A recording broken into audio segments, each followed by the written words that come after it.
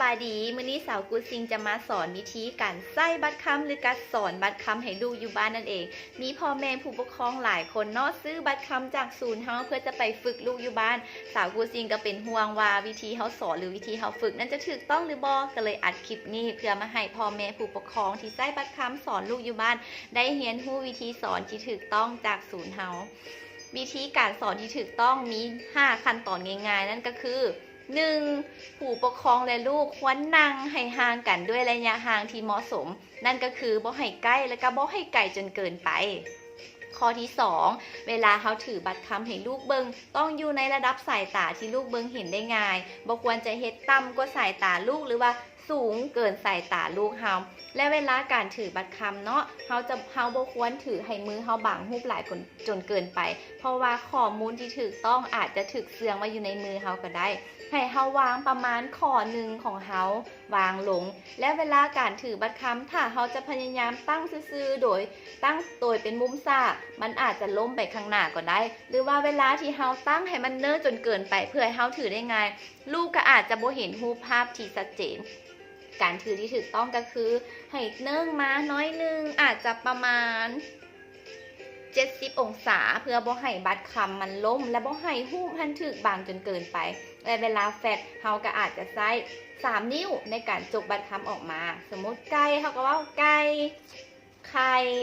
ควายงัวจอกเสือ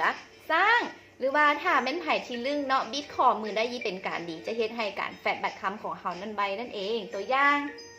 ไก่ไข่ควายงัวจอกเสือสร้างแล้วเขาจะเข้าสู่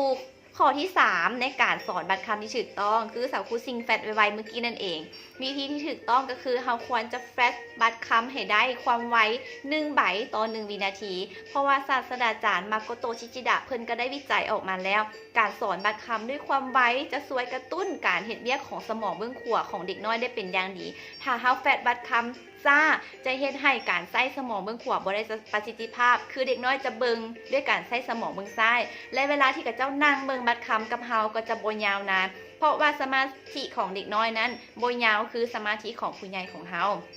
จะเข้าข้อที่4รูปภาพและเสียงที่เว้าออกไปหรือว่าสอนลูกเนาะจะต้องสอดคล้องกันสาวครูซิงยกตัวอย่างตัวนี้สมมุติเฮาเห็นรูปนี่เป็นรูปสร้างแต่ว่าตัวหนังสือที่อยู่ทางหลังมันเป็นรูปไก่แล้วเฮายังบ่คล่องแคล่วเนาะเฮาอาจจะบอกว่าไก่แล้วเฮากระจกออกมาแบบนี้เป็นแบบวิธีที่บ่ถูกต้องเนาะก็คือมันซ่าจนเกินไปถ้าเฮาอ่านไก่แล้วค่อยจกออกมาเวลาที่เด็กเรียนรู้ใหม่ๆเขาจะจื้อรูปสร้างว่าแม่นไก่ที่เฮาอ่านออกไปนั่นเองเพราะฉะนั้นเฮาควรจะมีสติในการสอนก็คือให้เสียงและรูปภาพมันสอดคล้องกันนั่นก็คือไก่ไข่ควายงัวจอกเสือสร้างให้รูปลงมาและเสียงออกไปพร้อมกันและเขาจะเข้าสู่ข้อที่5เวลาเขาสอนบัตรคำให้ได้ประสิทธิภาพเขาจะต้องสอนด้วยจำนวนหลวงหลาย